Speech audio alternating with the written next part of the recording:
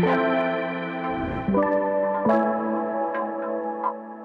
say ya mo kwa benen so Adom TV Badwam so na uhwe health tips no ene ye de bro free Jordan na ya hyase e de ababedru enne ye nkasa ni gina menstrual disorder ho yesua de bebre ene fie ye de wie fasedama endpoint homeopathic clinic it won so na sorry fa pomodin Mr. Obura ho Dr. Duboaten wo mrani adaje wo patient ni nyina ho wo frɛ no obejo so ene de ye wie ye nkomoni ahwe treatment se me was condition no emo abai kwan be na be fa so a e betwa ma me ho atome dog ye na se emo akwaba pa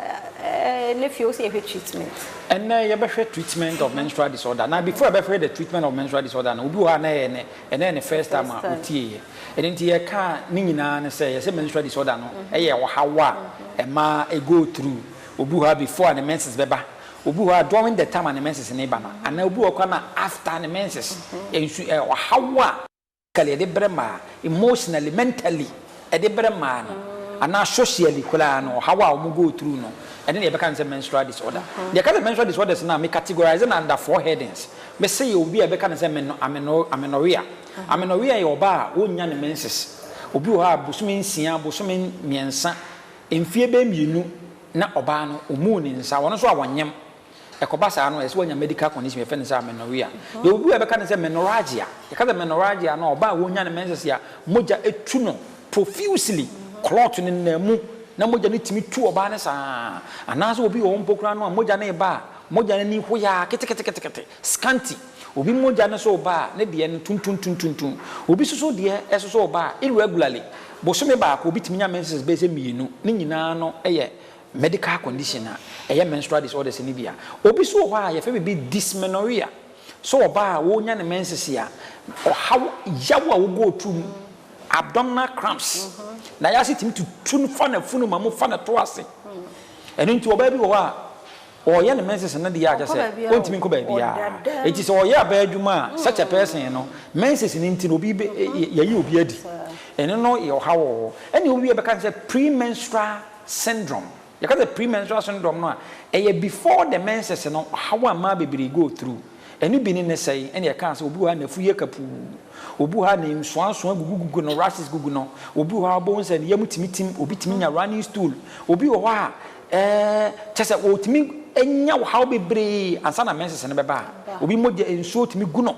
ne nyina no ye premenstrual syndrome ye se ne nyina no eye wo hawa e ma go to e fe ne se ye bon tofa ye beka se menstrual disorder ne ye se no ma bebre so na timi de sa de ne ba obu wa na ye hormonal conditions obu wa ovarian cyst obu wa ye fe ya de be fe se PCOS polycystic ovarian syndrome obu wa na ye fibroid obu wa na nsu na ge na wodi anim endometritis obi wa na infection wanya e na akofa be fe se PID pelvic inflammatory diseases obi akonya ovarian cyst obi wa enti gwemu nyina no e ya de wo na sa no ma we nyina e koso a ye se complications e wo mu ni se be ma sa oba no awo ho ayeden amano obi menses ya manti obi akonya cardiovascular conditions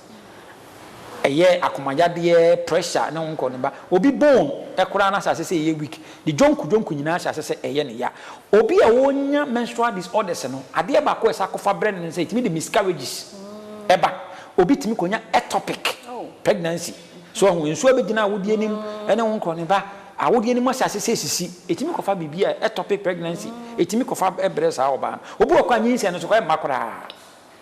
infertility enti ya ade e bokokose obetuma nya awo ho a problem obi moje etu obi bebere ni enti obi timi nya anemic obi abusumi bia obewie ne mens bia je so onom mojaduro ena ekwan be ne be fa so obetuma treat sa ade ekwan e fa so obetuma treat ne say we need to find out at the cropping a this premenstrual disorder neba enti am point e menstrual disorder neba yes menstrual disorder se neba the only person say am point e kan nyina ne ya de bia ha obia no you need to do a check hunu ade kro de sa ha wona ibansa na banu maduru e ji sa oba na oba ye na lab and scan ye lab no ye check infections ni a check bibia fa say hormonal conditions ya check hormones no progesterone estrogen hypothalamus ne sa no nyina check ya say e balance ya na ewia ya check wo structure ya check wo awode animu nyina nti a check ya se fibroid ho 60 bi na wo ana PCOS bi na wo ana awode ne nsuo gina mu ana ye hwɛ saa de nyina ewia ne ewia ne ehunu ade kora de saa menstrual disorder ne ba ne yetima ma ho aduru na endpoint ye saa de we nyina scan no e free lab na ye 300 Ghana cedis ye wo branches bebre bi okuma se takra de techiman akra freme na mmere ni nti me ma wo ba bi ewo na wo hawa ya de hawa me nka ho asem no woni mi discuss ni ebetima hwe so a ene so ya hwe etimi aboa wo number no ye 0244 86 70 68 0244 86 70 68 Yada doctor Eduwati ase papa na wotwe money asua de bebre mesro ne yede ma we fawo na wo consulting room ebeju sika yede ama wo fa na number no nesa frɛ no na apart from the aka ho asemu ya we bia ha wo ye doctor nti obeboa next week nkwa ho den e wo kwa ye bese hia na no so another topic yede hu nkomo me de afia amankwa tamaklo yada se bia mi asamo akwa Badwam TV Badwam Jumede so umre no wadaje awde amayenti yada se papa na masada mwasibiem fi se health tips no moma no ye fedodo mo fe ni agronya mi hira mo pa se we ye first time enne na wo chance on it ya hye so se Monday to Friday 5 minutes yenche yedi nkomo wa pomudin mo ye fa topic back for the week na breaking it down sa 5 minutes sa for every day. Se bedu Friday de de se wa follow from Jordan no wanya emfaso na pa t-shirt no so nyame adoma next week e de foforo be ba na ato so dwumade ne yetime de ba e endpoint homeopathic clinic na daroma wetu on so na ma sorry this one tia pomudin o abetua to nyame share endpoint pa the free prostate scanning e koso prostate scanning e koso Edmond ene Thomas men camera guys unko check you Weber Mark what check you there no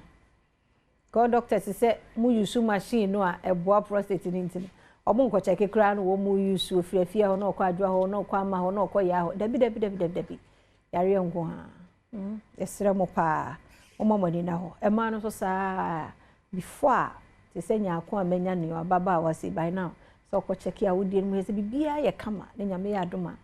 se bra ne ba de bibia betuto ho a ede ya obehwa awoanim bibia kra ne beda no ma ho hia ho siesie ho ansa na waba o yes ask can any free amama ne me ma frɛ 0244 867068 0244 867068